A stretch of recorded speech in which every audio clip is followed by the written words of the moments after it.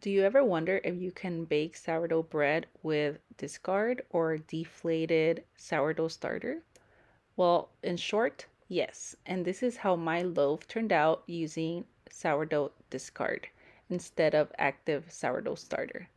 So I will be showing you guys how I did my loaf. So if you ever miss your sourdough starter's peak, don't worry, go ahead and mix that dough. It will be perfect. It tastes exactly as if I made it with active sourdough starter. So I started off by adding 100 grams of my sourdough discard. You can see that my starter here, or my discard, is very, frothy almost because it had already deflated. So you can see here it was already at the halfway mark. I didn't want to use this discard for a different recipe because I needed bread. So I decided, why not? Let's give it a try. I've heard many mixed, opinions on this. So I just wanted to try it for myself. So I did the 100 grams and I did 325 grams of water. I mixed these two together until the flour and the water were very well incorporated and there were no more big chunks of starter.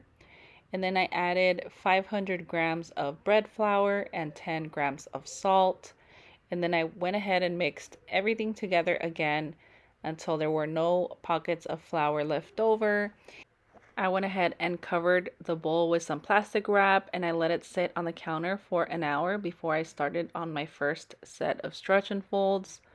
On my first set right here, you can see that I started stretching the dough out, doing regular stretch and folds, pulling the dough, going around the bowl until the dough starts to pull back a little bit, but then I start to grab the dough and fold it into itself. As you can see here, I kind of just try to make it into like a ball, smoothing out the surface of the dough. I feel like this helps my dough get strong and it helps it not be as sticky when I touch it. So I let this dough sit on the counter for an additional 30 minutes and then I started on my second set. And here I just started doing coil folds. And then once I stretched the dough all around, I just started to fold it into itself again. And I just love doing this. It's like therapy to me. But I went ahead and just did this until I felt like the dough was smooth enough. I went ahead and closed it again and I waited another 30 minutes.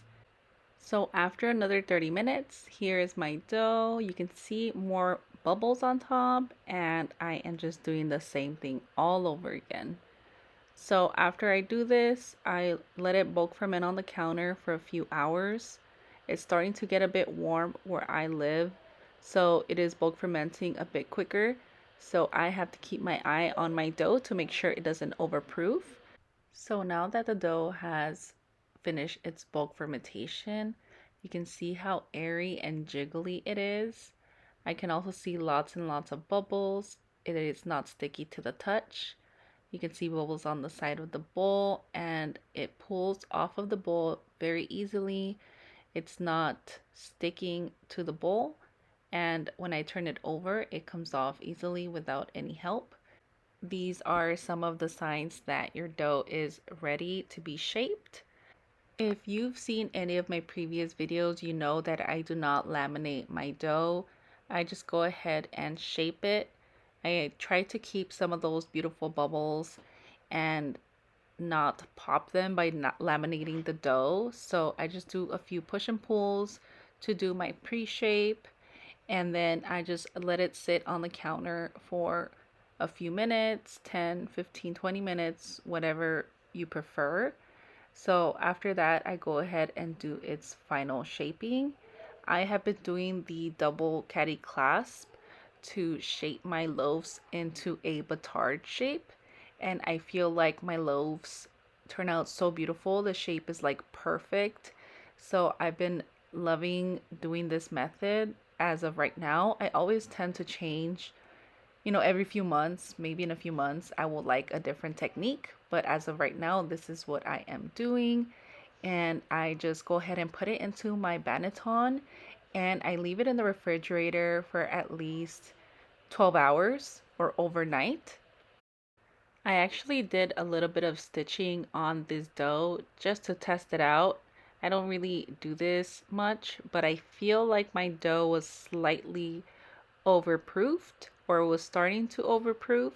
So I wanted a little bit more tension and it looked beautiful. And I covered it and I put it into the refrigerator, as I mentioned. So then in the morning, it was ready to be baked. And you can see here how it exploded. It got so big. I think the discard was just so hungry that it was just eating up all that flour. So I went ahead and scored my dough and I preheated my oven to 450 degrees. And I baked this loaf for 30 minutes with the Dutch oven lid on and then 10 minutes with the lid off. And this is the end result. Look at how beautiful this loaf turned out, even though we used discard.